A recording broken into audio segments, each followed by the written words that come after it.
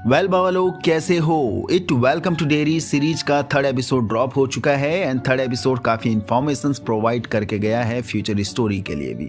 Also ending भी काफ़ी solid देखने को मिली है, तो करते हैं ब्रेक डाउन कुछ अपनी थ्योरीज के साथ। लेकिन शुरू करने से पहले वीडियो को लाइक जरूर करना है, नए लोग काम पसंद आने पर चैनल को सब्सक्राइब जरूर कर लेना। वेल एपिसोड की शुरुआत में ही हम देखते हैं कॉलोनल फ्रांसिस शॉ के पास को 1908 में कहानी दिखाई जाती है, 1908 में, जो एक्चुअली टाइम बताया जा रहा है, मतलब बताया जाता है डेरी में पेनीवाइज के आतंक का भी, जिसकी मे भी पहली झलक भी हमें देखने को मिली है।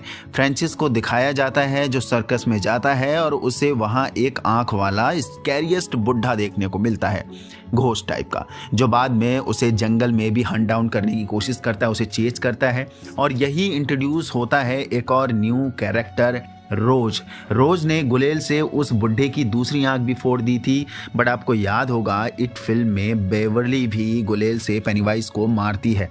तो स्टीफन किंग बचपन के हर उन एलिमेंट्स का इस्तेमाल बखूबी करता है जिनका कनेक्शन कहीं ना कहीं हमारे बचपन से ही होता है। एंड यस, स्टीफन किंग की नोवेल के बेस पर ही इट फ्रेंचाइजी को हमारे यहाँ सिनेमैटिक यूनिवर्स में दिखाया जाता है। तो स्टीफन किंग जो मैं नाम ले रहा हूँ, ये ऑथर का नाम है इस बुक का, इसके राइटर का।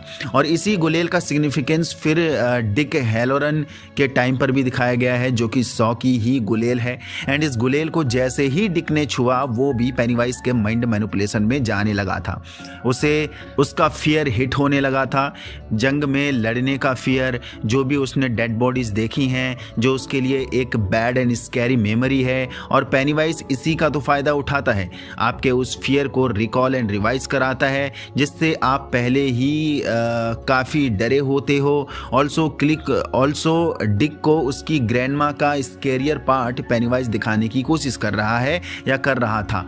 एंड हमें अगेन वही गटर वाला पार्ट दिखाया जाता है एपिसोड 3 में, जो हम मूवी में भी देख रहे थे। ढेर सारे एयर में फ्लोटिंग डेड बॉडीज देखने को मिलती हैं हमें। देखो आगे जाकर डिक का सॉलिड रोल हमें जरूर देखने को मिलने वाला है, क्योंकि जब शॉ डिक से मिलने आया तब ऐसा प्रतीत हुआ कि ये दोनों पेनीवाइज को ढूंढने वाले मिशन में ही लगे हुए हैं। और जो ये रिसर्च चल रही है, may be Shaw and Dick यहाँ से पेनीवाइज तक पहुँचने के लिए कनेक्शन डिग आउट कर रहे होंगे, क्योंकि ये लोग भली भांति जानते हैं कि कोई तो पावर है जो ये सब डेरी में करवा रही है। उसी को टैकल करने के लिए शायद ये सीक्रेट मिशन चल रहा है। एंड डिक जब हैनोलन से मिलने उसके घर आया है, उसके पीछे भी मकसद अब समझ में आ रहा है डिक का।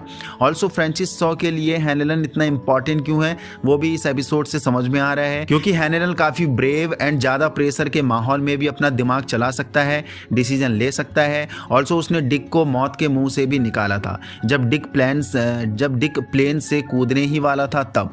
तो हो सकता है कि पेनीवाइज को ढूंढने में, उसे टैकल करने के लिए शॉ एंड डिक को मेजर हैनोलन की जरूरत लगेगी। ऑल्सो अगर आपको याद होगा तो डिक ने मेजर से पूछा भी था कि तुम्हारा बच्चा कैसा है, क्योंकि डिक जानता है पेनीवाइज का शिकार सबसे पहले बच्चे ही होते हैं।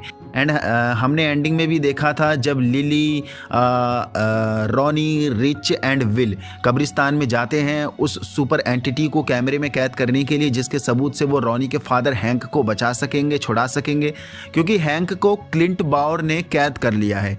एंड मैं आपको बता दूं, क्लिंट बाउर एंसेस्टर है हेनरी बाउर का, वही क्रूअल एंड बुलियर हेनरी बाउर जो इट चैप्टर 2 में जेल से रिहा होने के बाद बेवरली एंड उसके साथियों को मार रहा था चाकू लेके उनके पीछे दौड़ दौड़ के। तो ये क्रूएलिटी एंड बदमाशी तो बहुत ही पहले से चलती आई है बाउर फैमिली के खानदान में, जो हम इस समय भी देख रहे हैं, क्योंकि क्लिंट बाउर भी हैंक से नफरत करते दिख रहा है।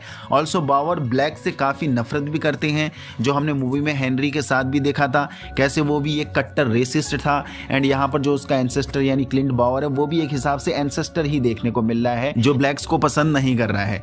बाकी हमें स्टार्टिंग में ही पेनीवाइज की तरह एक क्लाउंड गर्ल देखने को मिली थी, जो कि बच्ची थी। तो कहीं ये पेनीवाइज की बेटी तो नहीं है, क्योंकि पेनीवाइज अपनी बेटी के साथ डेरी तो आया था सर्कस को लेकर, जो हमें मूवी में भी इंट्रोड्यूस करा गया है, बताया गया है। देन उसके बाद असाइलम में हम एक मिस्टीरियस लेडी को देखते हैं जो सस्पिशियस तो है, कहीं यही पेनीवाइज की बेटी तो नहीं है एक बार के लिए, जो सक जा रहा है, मे भी हो सकती है। एंड पेनीवाइज की पावर को कहीं ना कहीं ये फील करती होगी। ऑल्सो उसके मंसूबों को भी पूरा करती होगी। बाकी एट द एंड हम देखते हैं कब्रिस्तान में चारों बच्चों को पेनीवाइज हंट करने की कोशिश करता है, क्योंकि इन्हें सबूत चाहिए था जहां हमें वो सब घोस्ट देखने को मिलते हैं जो इन चारों के पर्सपेक्टिव से इनके फियर में बैठे हुए थे। लाइक रिच को उसके अंकल दिखाई देते हैं, जिस अंकल से उसने ये घोस्ट रिचुअल सीखा था। यस, कब्रिस्तान का सीन काफ़ी डरावना था बट मज़ेदार भी था।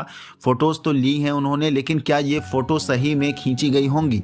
मतलब फ़ोटोज़ में घोस्ट नहीं आते हैं तो क्या घोस्ट साफ देखने को मिल जाएंगे जब ये प्रूफ करने जाएंगे, साबित करने जाएंगे?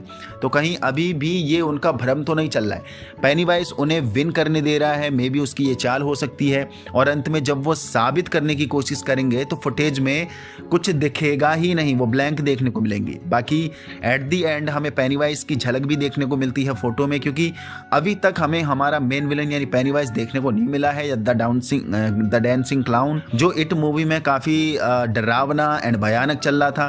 तो मैं उम्मीद कर रहा हूँ कि 4th एपिसोड में शायद पेनीवाइज को हम अपनी इन नंगी आंखों से देख सकेंगे या देख सकते हैं। मे बी 4th एपिसोड में फ्रांसिस सॉ एंड डिक के बीच की और गहराई देखने को मिलेगी, क्योंकि सॉ को भी पेनीवाइज ने खूब डराया है। बाकी क्या लगता है, कॉलोनल सॉ कौन सा रिसर्च वर्क कर रहा होगा या कर रहा है? क्या सॉ पेनीवाइज को ही ढूंढने का काम कर रहा है? एंड मे बी हमें उसी जगह पेनीवाइज ही देखने को मिले, क्योंकि हो सकता है पेनीवाइज को वहाँ किसी ने कैद कर लिया होगा 1908 के बाद। मे बी हो सकता है, क्योंकि विल को एक खंडर अंडरग्राउंड टाइप जगह में, यानी कब्रिस्तान वाली जगह में जब उसे माइंड मैनिपुलेट किया था पेनीवाइज ने, तब पेनीवाइज उसे खंडर में ले आता है एंड वहां पर विल को पेनीवाइज की फोटो मिलती है अचानक से जब वो खींचता है। एंड जहां पर सॉ खुदाई करवा रहा है वो भी एक अंडरग्राउंड दबी हुई खंडर टाइप की लोकेशन ही है। तो हो सकता है पेनीवाइज वहां किसी के द्वारा कैद करा गया होगा, जो कि खुदाई करते वक्त गलती से आज़ाद भी हो जाएगा। तो देखते हैं एपिसोड 4 में क्या कहानी हमें देखने को मिलती है। वैसे एपिसोड 4 का प्रोमो आ चुका है, तो मैं कल तक उसका भी ब्रेकडाउन ले आऊँगा। यहाँ तक पहुँच गए तो इस आपको वीडियो पसंद है तो लाइक कर दीजिए, ना तो चैनल को सब्सक्राइब कर दीजिए।